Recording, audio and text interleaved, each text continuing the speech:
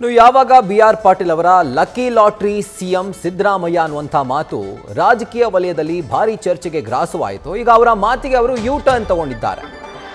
Video ಮೂಲಕ ಶಾಸಕ BR. Patil ಇದು ಸ್ಪಷ್ಟೀಕರಣ ಕೊಡುವಂತಹ ಪ್ರಯತ್ನವನ್ನ ಮಾಡಿದ್ದಾರೆ. ನನ್ನ ಹೇಳಿಕೆಯನ್ನು ತಿರುಚಲಾಗಿದೆ ಆಸ್ ಇಟ್ ಈಸ್. ಯೂಶುವಲ್ ಆಗಿ ಎಲ್ಲರೂ ಕೂಡ ಇದೇ ಹೇಳೋದು, ಅದನ್ನೇ ಅವರು ಕೂಡ ಹೇಳಿದ್ದಾರೆ.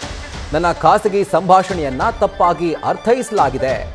ಈ ರೀತಿಯಾಗಿ ತಾವೇ ಖುದ್ದಾಗಿ ಕೊಟ್ಟಿದ್ದಂಥ ಹೇಳಿಕೆಯನ್ನ ಅವರು ತಿರುಚಿದ್ದಾರೆ, ಆದರೆ ಬೇರೆಯವರು ತಿರುಚಿದ್ದಾರೆ ಅಂತ ಅವರು ಹೇಳ್ತಿದ್ದಾರೆ.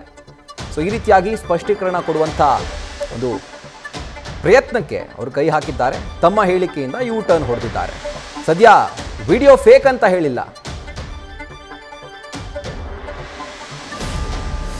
ನನ್ನ ಹೇಳಿಕೆಯನ್ನು ತಿರುಚಿ ನನ್ನ ತೇಜೋವಧೆಯನ್ನು ಮಾಡುವಂಥ ಕೆಲಸವನ್ನು ಮಾಡ್ತಾ ಇರೋದು ಇದು ಸರಿಯಲ್ಲ. ನಾನು ಇವತ್ತು KR ಪೇಟೆಯಲ್ಲಿ ಯಾರೋ ನನ್ನ ಆತ್ಮೀಯ ಸ್ನೇಹಿತರಿಗೆ ಮಾತನಾಡುವಾಗ ಸಿದ್ದರಾಮಯ್ಯನವರ ವಿಷಯ ಪ್ರಸ್ತಾಪ ಆದಾಗ ನಾನು ಕೆಲವು ಅವ್ರ ಬಗ್ಗೆ ಮಾತನಾಡಿದ್ದೇನೆ. ಅವರು ಲಕ್ಕಿ ಲಾಟ್ರಿ ಇತ್ತು, CM ಆದರು ಅಂತ ಹೇಳಿದೆ. ನಾನು ಸೋನಿಯಾ ಗಾಂಧಿಯನ್ನು ಭೇಟಿ ಮಾಡಿಸಿದ್ದೇನೆ ಅಂತ ಹೇಳಿದ್ದು ಸಂಪೂರ್ಣ ತಪ್ಪು.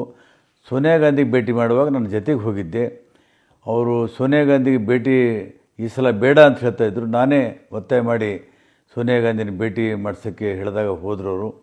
ಅವರೊಬ್ಬ ಮಾಸ್ ಲೀಡರು, ಅವ್ರಿಗೆ ಮುಖ್ಯಮಂತ್ರಿ ಮಾಡುವಂಥ ಶಕ್ತಿ ನನಗಿಲ್ಲ.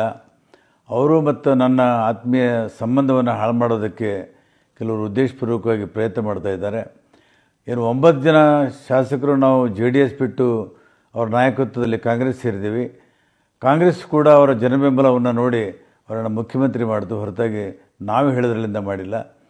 ಇದು ಸಿದ್ದರಾಮಯ್ಯನವರು ನಮ್ಮ ಸಂಬಂಧ ಹಾಳು ಮಾಡೋದಕ್ಕೆ ಕೆಲವರು ಮಾಡ್ತಾ ಇರೋದು ಸರಿಯಲ್ಲ ಅಂತ ನಾನು ಹೇಳ್ತಾ ಇದ್ದೆ. ನ್ಯೂಸ್ ಫಸ್ಟ್ ನಿರ್ಭೀತಿಯಿಂದ ನಿಮ್ಮ ಪರವಾಗಿ.